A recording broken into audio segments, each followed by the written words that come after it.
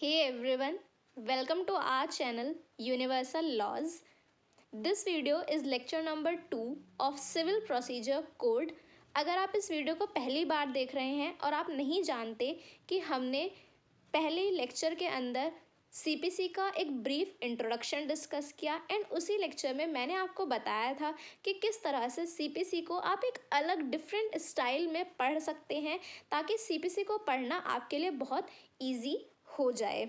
सो अगर आपने previous lecture नहीं देखा तो इस वीडियो के डिस्क्रिप्शन बॉक्स में लिंक अवेलेबल है, वहाँ से लिंक पर क्लिक करके आप पहले लेक्चर 1 को देखें एंड आई सजेस्ट कि कंटिन्यूस सीरीज़ में ही आप सभी लेक्चर्स को देखें।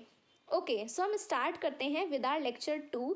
आज इस लेक्चर में हम जो डेफिनेशन क्लॉज है दैट इज सेक्शन 2 के अंदर बहुत सी डेफिनेशंस हमें देखने को मिलती हैं, तो आज हम उन्हीं डेफिनेशंस को डिस्कस करेंगे एंड साथ के साथ मैं आपको बताती रहूँगी कि किस तरह से किस सेक्शन से रिलेटेड, किस क्लॉज से रिलेटेड किस तरह के क्वेश्चंस आपके प्रीलिम्स एग्ज़ाम में पूछे जाते हैं। एंड आप क्या करें, इस वीडियो को देखते समय अपना बैरक भी साथ में ओपन करके रखें ताकि जो भी पॉइंट्स मैं आपको टिक कराऊं उन सभी को आप अपने बैरक में भी मार्क करते चलें।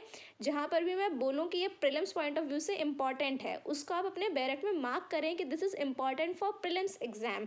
एज वेल एज मैं आपको मेंस के लिए भी बताऊंगी कि किस तरह से क्या क्वेश्चंस मेंस के एग्जाम में फ्रेम किए जाते हैं। Okay, so do watch this video till and and बहुत ध्यान से वीडियो को देखें, अपने बैरक भी ओपन करें साथ में। ओके, सो देखिए section 2 that is your definition clause, जहाँ पर 2 क्लॉज 1 बात करता है अबाउट कोड के बारे में लिखा है कि code include rules. This is not so much important, कभी नहीं पूछा गया, लेकिन कई बार क्या होता है कि एग्ज़ाम को एक अलग ही डिफरेंट लेवल पर मतलब क्वेश्चंस को डिफ़िकल्ट बनाने के लिए अनइम्पॉर्टेंट चीज़ों से भी क्वेश्चंस पूछ लिए जाते हैं, इसीलिए आप कुछ भी स्किप नहीं करेंगे, केवल आप इसको देखें कि 2 क्लॉज 1 में कोड के बारे में लिखा है एंड कोड में रूल्स भी इंक्लूडेड हैं। ओके, अब मोस्ट इम्पॉर्टेंट जो हमारा सीपीसी में डेफिनेशन आती है that is 2 clause 2 and this is decree. सबसे पहले देखिए यहाँ से आपको सिंपल एक क्वेश्चन बन सकता है कि डिक्री कहाँ डिफाइंड है, 2 क्लॉज 2 में डिफाइंड है। ओके, अब हम पहले जानते हैं कि डिक्री क्या होती है, डिक्री के क्या एसेंशियल्स होते हैं। देखिए, जब भी आप किसी सेक्शन को पढ़ते हैं या किसी भी चीज़ को पढ़ते हैं तो आप क्या करें, पढ़ने का सबसे अच्छा तरीका होता है कि उस पर्टिकुलर प्रोविज़न को आप डिफरेंट पॉइंट्स में या डिफरेंट एसेंशियल्स में ब्रेक करके पढ़ें ताकि आप उसको कभी भी ना भूलें। सो इस तरह से देखिए डिक्री की डेफिनेशन को हम डिफरेंट एसेंशियल्स में डिवाइड कर सकते हैं। यहाँ पर देखिए क्या लिखा है, 2 clause 2 that is decree. Decree means formal expression of an adjudication. यहाँ तक आपका दिस इज पॉइंट नंबर 1। इस तरह से मार्क करें कि decree means the formal expression of an adjudication which conclusively determine the rights of parties. इसको point number 2 लिखें, conclusively determining the rights of parties with regard to all or any of the matters in controversy in the suit. Mark this as point number 3 and it may be either preliminary or final। यहाँ तक केवल controversy in suit, यहाँ तक आप इसको different essentials में break कर सकते हैं कि decree means formal expression of an adjudication. ये आपका एसेंशियल 1 हुआ। तो एडजुडिकेशन का क्या मतलब है, सबसे पहले आपको ये पता होना चाहिए कि एडजुडिकेशन का क्या मतलब होता है। So adjudication basically means to decide something. जब आप किसी पर्टिकुलर मैटर को लेकर के कोर्ट में जाते हैं, कोर्ट अपना माइंड अप्लाई करता है, मेरिट्स पर चीज़ों को सुनता है, पार्टीज़ की बातों को सुनता है, उसके बाद एक पर्टिकुलर डिसीजन पर कोर्ट पहुंचता है, तो this is called as adjudication. Adjudication मतलब किसी पर्टिकुलर मैटर को डिसाइड करना। Okay, so decree means formal expression of an adjudication which conclusively determines. Decree क्या होती है, कंक्लूसिवली डिटरमिन करती है, किस चीज़ को डिटरमिन करती है, राइट्स ऑफ पार्टीज़ के अधिकारों को। कि सपोज मैं कोर्ट में जाती हूँ और मैं कहती हूँ कि ये मेरी एक प्रॉपर्टी है और इस प्रॉपर्टी के ऊपर मेरा अधिकार है, लेकिन जो अपोजिट पार्टी है उसने इस प्रॉपर्टी पर कब्जा किया हुआ है। इस तरह से अगर मैं कोई सूट लेकर के आती हूँ, सो यहाँ पर मेरा जो अधिकार है उस प्रॉपर्टी के ऊपर, मेरा जो राइट है, that is in question. And court जब उस पर्टिकुलर राइट को डिसाइड करता है एंड कंक्लूसिवली डिटरमिन करता है, कंक्लूसिवली डिसाइड करता है, then such decision of the court is called as decree.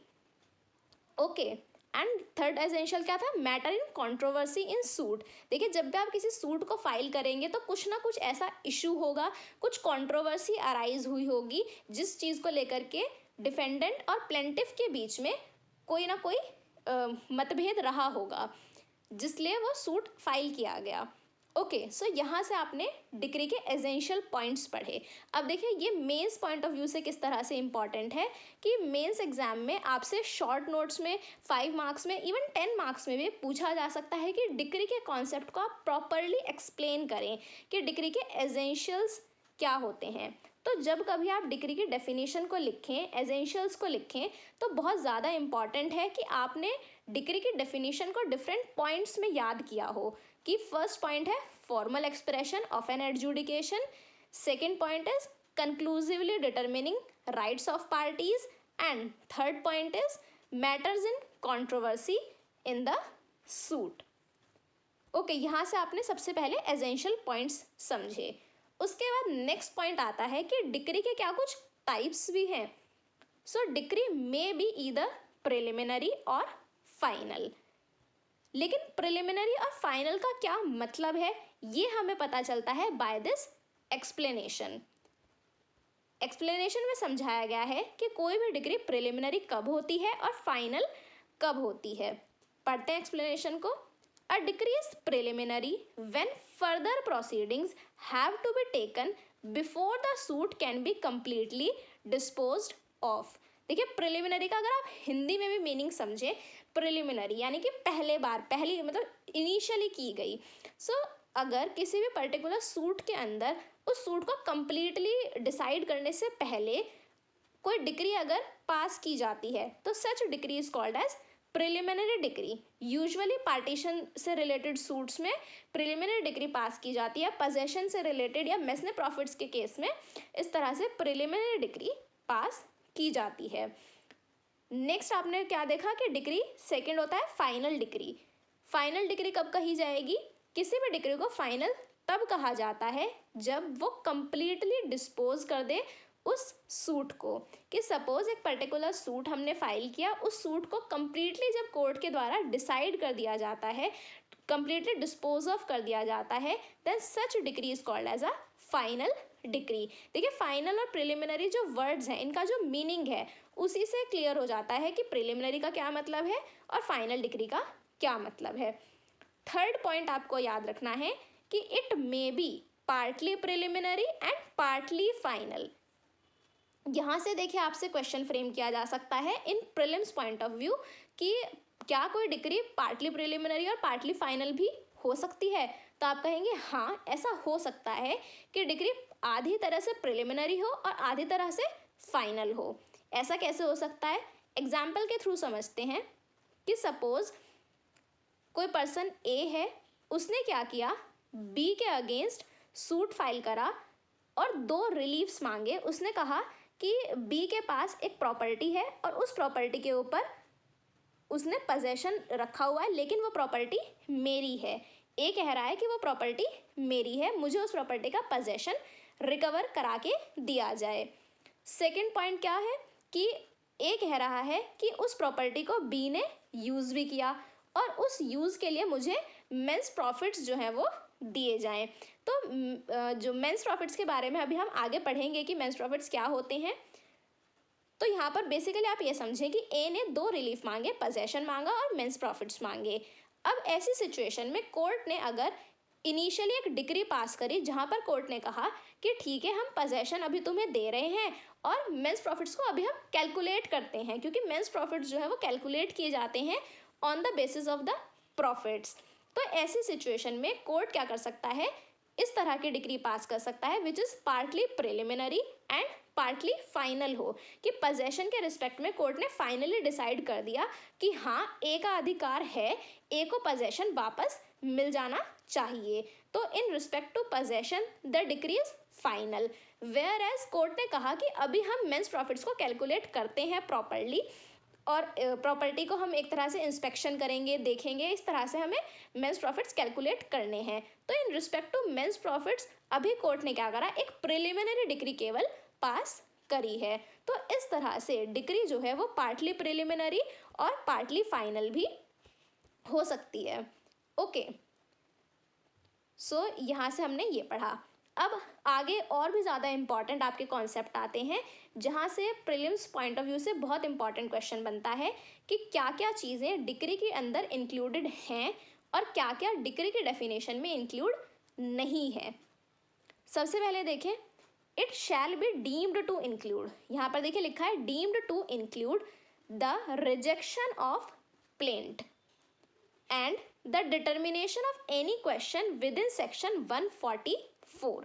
यहाँ तक केवल आप मार्क करें और इसके साथ लिखें, जहाँ पर रिजेक्शन ऑफ प्लेंट लिखा है उसके साथ लिखें ऑर्डर 7 रूल 11। देखिए, अगर आप सीपीसी को पहली बार पढ़ रहे हैं, अभी आपने ऑर्डर्स रूल्स नहीं पढ़े, तो ऐसी सिचुएशन में आप केवल रिजेक्शन ऑफ प्लेंट को मार्क करके उसके आगे ऑर्डर 7 रूल 11 अभी सिर्फ मेंशन कर लें, ताकि जब आप आगे जा कर के ऑर्डर 7 रूल 11 तक पहुंचेंगे तो आप याद कर सकें कि अच्छा ऑर्डर 7 रूल 11 को हम डिक्री से हमें रिलेट करना है, ताकि आपको ये चीज़ बाद में याद आ जाए। इसलिए यहीं पर अभी उसे मेंशन कर लें अपने बैरेक्ट में। ओके, एंड सेकेंड पॉइंट है the determination of question with in section 144। Section 144 deal करता है विद रेस्टिट्यूशन। अब देखिए क्या कर सकते हैं, अपने बैरेक्ट में साइड में नोट्स में लिखें कि क्या क्या चीज़ें डीम्ड डिक्री में इंक्लूडेड हैं। So deemed decree basically include 2 things, rejection of plaint under order 7 rule 11 and second one is restitution under section 144। इस तरह से लिखें इसे, या फिर अगर आप नोट्स बना रहे हैं तो नोट्स में भी इस चीज़ को मेंशन करें। मैं क्यों इतना एम्फेसाइज कर रही हूँ इस पॉइंट पर, बिकॉज काफ़ी बार प्रीलिम्स में डिफरेंट स्टेट्स में ये क्वेश्चन भर भर के पूछा गया है कि डीम्ड डिक्री में क्या क्या इंक्लूडेड है, एंड मेनली क्वेश्चन पूछा जाता है अबाउट रिजेक्शन ऑफ प्लेंट, कि क्या रिजेक्शन ऑफ प्लेंट डिक्री है या फिर नहीं है। इस तरह से क्वेश्चन फ्रेम होता है, तो आपको पता होना चाहिए कि डीम्ड डिक्री के अंदर क्या क्या इंक्लूडेड है। ओके, नेक्स्ट फिर आगे आपका पॉइंट आता है but it shall not include. लेकिन डीम्ड डिक्री के अंदर या डिक्री की डेफिनेशन में क्या इंक्लूडेड नहीं है। देखिए, जिस तरह से आपने 2 पॉइंट्स याद करे कि क्या क्या इंक्लूडेड है, इसी तरह से आपको 2 पॉइंट्स याद करने हैं कि क्या क्या इंक्लूडेड नहीं है। तो नहीं है में ये 2 पॉइंट्स हैं। First is any adjudication from which an appeal lies as an appeal from order. जब आप आगे पढ़ेंगे तो वहाँ पर आप पढ़ेंगे कि किस तरह से पर्टिकुलर ऑर्डर्स के अगेंस्ट अपील फाइल की जा सकती है।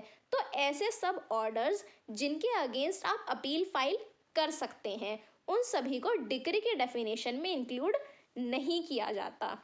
Okay, second is any order of dismissal for default. जहाँ कहीं because of the default of parties, कि पार्टीज़ अपीयर नहीं होती हैं, उस डिफ़ॉल्ट की वजह से अगर सूट डिसमिस हो जाता है तो such order of dismissal is also not a decree. तो इन 2 पॉइंट्स को भी आप याद रखें कि ये दोनों पॉइंट्स डिक्री की डेफिनेशन में इंक्लूड नहीं होते। ओके, सो मैंने आपको बताया कि प्रीलिम्स पॉइंट ऑफ व्यू से क्या क्वेश्चंस बन सकते हैं, and mains point of view से तो डिक्री की डेफिनेशन बहुत इंपॉर्टेंट है।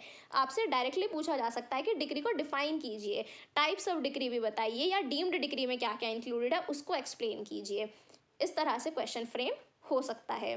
होप आपको अभी तक चीज़ें समझ आ रही हैं। कोई भी अगर डाउट है तो आप कमेंट सेक्शन में अपना डाउट पूछ सकते हैं। ओके, नेक्स्ट देखिए, अब हम डेफिनेशन पर आते हैं 2 clause 3, that is decree holder.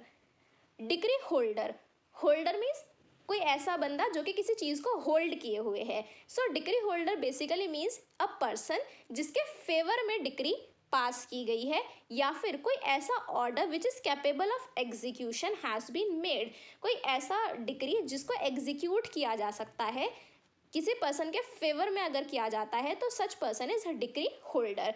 Simple इसे देखिए एग्जाम्पल के थ्रू समझेंगे कि सपोज ए एंड बी, ए ने कोई सूट फाइल करा अगेंस्ट बी एंड कोर्ट ने क्या किया, ए के फेवर में डिक्री पास की, तो ऐसी सिचुएशन में A is decree holder. Okay, यहाँ से देखिए क्वेश्चन आपका फ्रेम होता है अबाउट डेफिनेशन क्लॉज की डिक्री होल्डर कहाँ डिफाइन है, तो आपको पता होना चाहिए 2 क्लॉज 3 में डिफाइंड है। अब जब आप डिक्री होल्डर पढ़ेंगे तो इसी के साथ आप आगे बढ़े 2 क्लॉज 10 पर आए। 2 clause 10 that is judgment debtor, इन दोनों को साथ साथ पढ़ें। 2 clause 3 is decree holder, 2 clause 10 is judgment debtor. Judgment debtor same opposite हो गया डिक्री होल्डर के, कि एक ऐसा पर्सन जिसके अगेंस्ट कोई डिक्री पास होती है, such person is a judgement debtor. उसी एग्जाम्पल को लेते हैं कि ए ने क्या किया था, बी के अगेंस्ट कोई सूट फाइल किया था, कोर्ट ने ए के फेवर में डिक्री पास करी, तो ऐसी सिचुएशन में A is decree holder and B एक ऐसा पर्सन जिसके अगेंस्ट डिक्री पास हुई, तो such person is judgment debtor. Okay, देखिए ये जो आपके दोनों डेफिनेशंस हैं, ये definition clause point of view से इंपॉर्टेंट है कि आपको याद होना चाहिए कि judgment debtor is defined in 2 clause 10। Next देखिए आपका आता है 2 क्लॉज 4 दैट इज डिस्ट्रिक्ट का क्या मतलब है। सो डिस्ट्रिक्ट मीन्स, ये इतना इंपॉर्टेंट नहीं है, फिर भी एक बार देख लेते हैं। District means the local limits of jurisdiction of principal civil court of original jurisdiction and it also includes, क्या क्या इंक्लूडेड है, the local limits of ordinary civil jurisdiction. Basically यहाँ पर सिविल ज्यूरिसडिक्शन से रिलेटेड सिविल कोर्ट्स को include किया गया है इन दिस डेफिनेशन। नेक्स्ट देखिए हमारे डेफिनेशन आती है under 2 clause 5 that is foreign court. Foreign court means कोई ऐसा कोर्ट जो कि इंडिया के बाहर सिचुएटेड है एंड जिसके ऊपर इंडियन जो गवर्नमेंट है, जो सेंट्रल गवर्नमेंट है, उसके द्वारा उस पर्टिकुलर कोर्ट को एस्टेब्लिश नहीं किया गया और ना ही इंडियन गवर्नमेंट का कोई पर्टिकुलर कंट्रोल है ओवर दैट कोर्ट, तो such court is called as a foreign court. Next आपका आता है 2 clause 6 that is foreign judgement. देखिए हमने 2 क्लॉज 5 में फॉरेन कोर्ट पढ़ा, तो फॉरेन कोर्ट की डेफिनेशन से ही निकल करके आता है फॉरेन जजमेंट, कि ऐसे किसी फॉरेन कोर्ट के द्वारा अगर कोई जजमेंट प्रोनाउंस किया जाएगा तो such judgment is called as a foreign judgment. Next आपकी डेफिनेशन आती है 2 clause 7 that is government pleader. And देखिए डेफिनेशंस के रिस्पेक्ट में मैं आपको एक चीज़ और बता दूं कि सीपीसी के अंदर जो डेफिनेशंस दी गई हैं वो प्रॉपर अल्फ़ाबेटिकल ऑर्डर में दी गई हैं। तो इस अल्फ़ाबेटिकल ऑर्डर से देखिए क्या फ़ायदा है कि आपको ईजी रहेगा याद करने में चीज़ों को, कि 2 क्लॉज 4 इज़ डिस्ट्रिक्ट, देन उसके बाद फॉरेन कोर्ट आता है, उसके बाद फॉरेन जजमेंट, तो इस तरह से DEFG इस तरह से एक अल्फ़ाबेटिकल ऑर्डर में डेफिनेशंस को दिया गया है। ओके, सो हम थे 2 क्लॉज 7 के ऊपर। 2 clause 7 that is government pleader. ये देखिए ज़्यादा इंपॉर्टेंट नहीं है। गवर्नमेंट प्लीडर का मतलब है कोई ऐसा ऑफिसर जिसको स्टेट गवर्नमेंट के द्वारा अपॉइंट किया गया है ताकि वो गवर्नमेंट प्लीडर जैसे फंक्शंस को परफॉर्म कर सके। एंड अगर जो गवर्नमेंट प्लीडर है उसने किसी अदर पर्सन को अपॉइंट किया है या किसी अन्य पर्सन को डायरेक्शंस दे करके उससे वो काम करा रहा है, then such person is also included in the definition of government pleader. Okay, next आपका देखिए 2 clause 7A, this is important. यहाँ से आपका प्रीलिम्स में क्वेश्चन फ्रेम किया जाता है कि अंडमान एंड निकोबार आइलैंड के रिस्पेक्ट में किस हाई कोर्ट का ज्यूरिसडिक्शन है। एंड वहाँ पर आपको ऑप्शंस दे दिए जाएंगे कि high court of Calcutta, high court of any other state के, इस तरह से आपको ऑप्शंस दिए जा सकते हैं। तो यहाँ पर आपको याद रखना है कि अंडमान एंड निकोबार आइलैंड के रिस्पेक्ट में हाई कोर्ट ऑफ कैलकाटा के पास ज्यूरिसडिक्शन होता है। ओके, नेक्स्ट 2 क्लॉज 7B, अब ये इम्पॉर्टेंट नहीं है आपका, इसको पढ़ने की भी अब ज़रूरत नहीं है after the reorganisation of Jammu and Kashmir. Okay, next आपका आता है 2 क्लॉज 8 दैट इज जज। ये आपकी एक इम्पॉर्टेंट डेफिनेशन है। 2 क्लॉज 8 जज means the presiding officer of a civil court. यहाँ से देखिए आपसे एक प्रीलिम्स में क्वेश्चन फ्रेम किया जा सकता है रिगार्डिंग द मीनिंग ऑफ जज, या फिर यहाँ पर क्या वर्ड्स यूज़ किए गए हैं, क्योंकि कई बार देखिए प्रीलिम्स में जो आपसे क्वेश्चंस फ्रेम किए जाते हैं कई बार वो उस पर्टिकुलर मीनिंग को जानना चाहते हैं, आपसे ये जानना चाहते हैं कि आपने बैर एक्ट को कितने ध्यान से पढ़ा है। तो आपको जो वर्ड्स हैं उनको भी याद रखना है कि जज के बारे में क्या लिखा है, presiding officer of civil court. Okay, next हमारी डेफिनेशन आती है 2 क्लॉज 9, दैट इज जजमेंट। देखिए जजमेंट का क्या मतलब है। Judgment means the statement given by a जज regarding the grounds of a decree or order. किसी भी पर्टिकुलर डिक्री को पास करते हुए या किसी पर्टिकुलर ऑर्डर को पास करते हुए जज जो है उनके द्वारा जो कोई स्टेटमेंट दी गई है regarding the grounds of that decree or order, कि इन पर्टिकुलर 1 2 3 ये सब हमारे ग्राउंड्स हैं, इन ग्राउंड्स के बेसिस पे हम इस कंक्लूजन पर पहुंचे हैं, इस डिक्री को या इस ऑर्डर को हमारे द्वारा पारित किया जाता है on the basis of these grounds. तो उन ग्राउंड्स को जब बताया जाएगा तो that is in judgement. Judgement के अंदर उन ग्राउंड्स को बताया जाता है कि डिक्री या ऑर्डर को पास करने के पीछे ये पर्टिकुलर हमारे ग्राउंड्स हैं। ओके, 2 क्लॉज 10 हमने 2 क्लॉज 3 के साथ पढ़ लिया। नेक्स्ट हमारा आता है 2 clause 11, that is legal representative. Again ये एक इम्पॉर्टेंट डेफिनेशन है जहाँ से आपका क्वेश्चन फ्रेम होता है in your prelims exam. Directly आपसे पूछा जा सकता है कि लीगल रिप्रेजेंटेटिव डिफाइंड है 2 क्लॉज 11। देखिए पूरा का पूरा जो आपका सेक्शन 2 है ये बहुत इम्पॉर्टेंट है।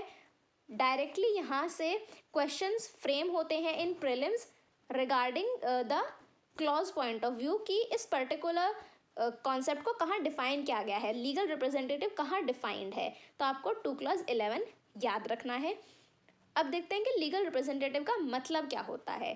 सो लीगल रिप्रेजेंटेटिव मीन्स कोई ऐसा person who in law represents the estate of a deceased person. किसी मृत व्यक्ति की जो प्रॉपर्टी है, जो एस्टेट है, उसको रिप्रेजेंट कर रहा है अगर कोई पर्सन, तो such person is legal representative. यहाँ से देखिए ये फर्स्ट आपका पॉइंट हो गया, इस तरह से ब्रेक करें इसे एसेंशियल्स में।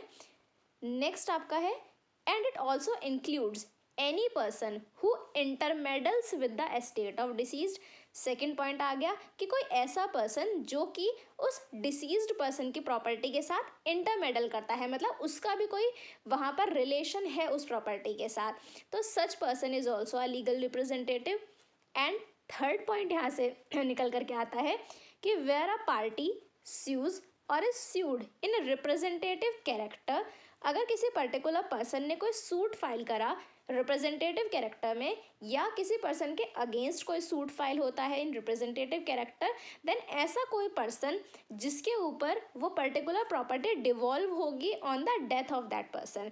देखिए इसे बहुत ईजी तरह से आप समझ सकते हैं कि सपोज ये कोई पर्सन ए है, इसके द्वारा कोई सूट फाइल किया जाता है अगेंस्ट बी, लेकिन उस सूट के दौरान ए की अगर डेथ हो जाती है तो ऐसे सिचुएशन में ए का अगर कोई सन है, suppose S is the son of A, तो such son is the legal representative and वो पर्सन जो है कंटिन्यू करेगा इस सूट को। सो लीगल रिप्रेजेंटेटिव बेसिकली एक ऐसा पर्सन है जिसका उस पर्टिकुलर पर्सन से कुछ ना कुछ रिलेशन है, जो कि उस पर्सन की प्रॉपर्टी को रिप्रेजेंट कर रहा है okay on the death of that particular person.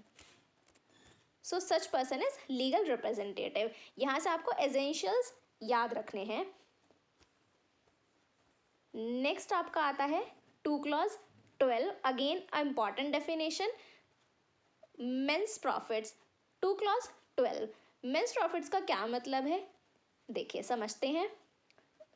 दूस profits which the person in wrongful possession of such property.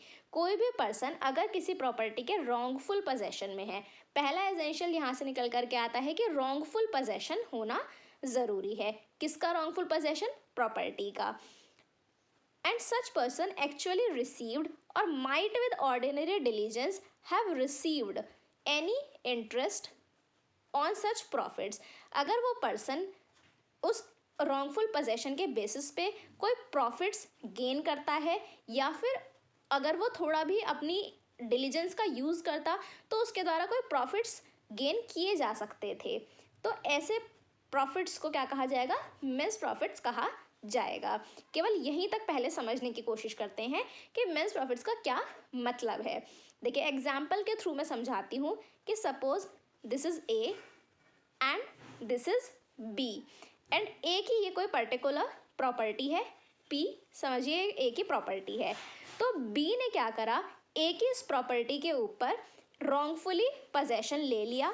Okay, so now B is in the possession ऑफ प्रॉपर्टी पी एंड इस property को अपने कब्जे में लेने के बाद बी ने क्या करा, इस प्रॉपर्टी के ऊपर टीनेंट्स को रखा और उन टीनेंट्स से बी ने किराया वसूल करना शुरू करा। ठीक है, दोबारा देखते हैं कि बी ने क्या करा, ए की इस प्रॉपर्टी के ऊपर कब्जा ले लिया, इलीगली रॉन्गफुली अपने कब्जे में प्रॉपर्टी को लिया। उसके बाद उस प्रॉपर्टी के ऊपर किराएदारों को भी रखा और किराया वसूल करना शुरू किया। तो जो वो किराया ले रहा है, दीज आर द प्रॉफिट्स, जो भी इस रॉन्गफुल पोजेशन के बेसिस पे इस प्रॉपर्टी का रॉन्गफुल पोजेशन लेने के बाद बी ने प्रॉफिट्स जो है वहाँ से अर्न करना शुरू करा। या फिर अगर वो टीनेंट्स नहीं भी रखता है तो भी अगर वो ऑर्डिनरी डिलीजेंस अपनी थोड़ी बहुत भी लगाता तो इन बेनिफिट्स को वो रिकवर कर सकता था। तो ऐसी सिचुएशन में ए के पास क्या रेमेडी होती है, ए जब कोर्ट में जाएगा तो वो कहेगा कि बी जो है उसने मेरी प्रॉपर्टी का रॉन्गफुली पोजेशन ऑब्टेन करा। उस पोजेशन के बेसिस पे बी ने वहाँ पर टीनेंट्स को रखा और उन टीनेंट्स से उसने प्रॉफिट्स वसूल किए। तो अब मैं चाहता हूँ, ये क्या कहेगा, मैं चाहता हूँ कि मुझे रीइम्बर्स किया जाए एक तरीके से कि मेरा जो लॉस हुआ, इसलिए ए जो है वो अपने पर्टिकुलर क्लेम करेगा। ओके, सो ये जो बी ने प्रॉफिट्स कमाए, जो भी प्रॉफिट्स उसने उस प्रॉपर्टी से ऑब्टेन करा, these are called as mesne profits. Okay, so अगर कोई भी पर्सन, यहाँ पर इस एग्जाम्पल में कौन था, बी था, जिसके पास रॉन्गफुल पोजेशन था प्रॉपर्टी का और उस प्रॉपर्टी का रॉन्गफुल पोजेशन ऑब्टेन करने के बाद बी ने क्या करा, प्रॉफिट्स कमाए उस प्रॉपर्टी से। So such profits are called as mesne profits.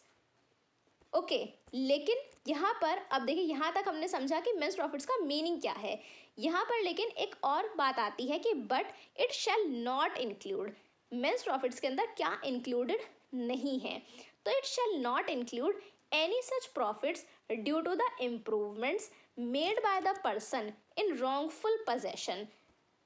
इसे भी देखिए एग्जाम्पल के थ्रू समझते हैं। इसी एग्जाम्पल में कि सपोज बी ने जब प्रॉपर्टी पी का पोजेशन लिया तो जो प्रॉपर्टी है वो बहुत ही बेकार हालत में थी, उस घर को रहने लायक वो स्थिति में घर नहीं था।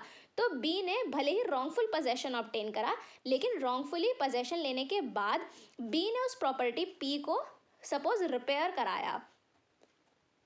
ओके, रिपेयर कराया या उस प्रॉपर्टी के अंदर कोई अदर इम्प्रूवमेंट्स किए, उस प्रॉपर्टी के अंदर कोई भी तरीके से रिपेयर वर्क कराया या कुछ भी इस तरह का किया जिससे कि प्रॉपर्टी की वैल्यू बढ़ जाती है या कोई इम्प्रूवमेंट्स अगर किए जाते हैं, ऐसी सिचुएशन में इम्प्रूवमेंट्स को मेंस प्रॉफिट्स के अंदर इंक्लूड नहीं किया जाएगा। क्योंकि देखिए ऐसी सिचुएशन में क्या किया, बी ने खुद से कुछ ना कुछ वहाँ पर इन्वेस्टमेंट एक तरीके से किया है। तो सच प्रॉफिट्स जो कि इस इम्प्रूवमेंट्स की वजह से बी ने गेन करे, such profits are not included in the definition of mesne profits. Okay, and mesne profits में आपको याद रखना है बहुत इंपॉर्टेंट, जो यहाँ पर इसका डेफिनेशन का सबसे ज़्यादा बेस पॉइंट है, दैट इज रॉन्गफुल पोजेशन, कि जो पोजेशन है वो रॉन्गफुली ऑब्टेन किया जाना ज़रूरी है। ओके, नेक्स्ट अब हम आते हैं to clause 13, that is movable property. Movable property include growing crops भी यहाँ पर इंक्लूडेड है। Next is to clause 14, order means the formal expression of decision of a civil court which is not a decree. Order की definition भी बहुत important है। कई बार देखिए आपसे डिफरेंस पूछा जाता है डिक्री और ऑर्डर के रिस्पेक्ट में, तो बहुत ध्यान से पढ़ें कि ऑर्डर का मतलब है फॉर्मल एक्सप्रेशन किस चीज़ का, कोर्ट के किसी पर्टिकुलर डिसीजन का। एंड आगे देखिए डेफिनेशन को ज़्यादा ना बढ़ाते हुए डायरेक्टली लिखा गया कि order means which is not a decree, कुछ ऐसा जो कि डिक्री नहीं है, वो क्या है, ऑर्डर है। नेक्स्ट हमारे डेफिनेशन आते हैं to clause 15, that is pleader. This is not so much important, देख लेते हैं फिर भी कि प्लीडर का मतलब है कोई ऐसा पर्सन जो कि एंटाइटल्ड है कि वो कोर्ट के सामने अपीयर हो सकता है और प्लीड कर सकता है, तो such person is called as pleader. Prescribed not important. 2 clause 17 that is public officer. अब यहाँ पर देखिए आपको क्या करना है, इस डेफिनेशन में एक प्रॉपर लिस्ट दी गई है, पॉइंट्स दिए गए हैं बेसिकली कि पब्लिक ऑफिसर के अंदर कौन कौन इंक्लूडेड है। तो आपको यहाँ पर मार्क करना है और इन पॉइंट्स को याद रखना है कि पब्लिक ऑफिसर में क्या क्या इंक्लूडेड है। तो एवरी जज is a public officer, member of all India services, commissioned officers of military, naval, air force जो कि यूनियन गवर्नमेंट में सर्व कर रहे हैं, officers of the court of justice, कोई ऐसा पर्सन जिसके पास ये पावर है कि वो किसी अन्य पर्सन को कन्फाइनमेंट में रख सकता है, अपने पास डिटेन करके रख सकता है। नेक्स्ट इज कोई ऐसा पर्सन जिसकी ये ड्यूटी बनती है कि वो पब्लिक हेल्थ को, पब्लिक सेफ्टी को, सिक्योरिटी को प्रोटेक्ट करे। नेक्स्ट देखिए, every officer whose duty is as such officer to receive or to keep, to expend any property on the behalf of government, इस तरह से उसे ड्यूटीज असाइन की गई हैं। कोई ऐसा पर्सन जो कि गवर्नमेंट के द्वारा जिसको पे किया जा रहा है या उसे रेम्यूनरेशंस जो हैं वो गवर्नमेंट से मिल रहे हैं, तो such person is also a public officer. ठीक है, तो यहाँ से आपको क्या करना है, जो पब्लिक ऑफिसर की डेफिनेशन है अंडर 2 clause 17, उसके अंदर जो ये पॉइंट्स दिए गए हैं फ्रॉम ए टू एच, इन पॉइंट्स में आपको मार्क करने हैं केवल इंपॉर्टेंट टर्म्स, और उन टर्म्स को, उन वर्ड्स को याद रखना है कि कौन कौन पर्टिकुलर ऑफिसर्स हैं जो कि इसके लिस्ट में इंक्लूडेड हैं। ओके, नेक्स्ट आता है 2 clause 18 दैट इज रूल्स।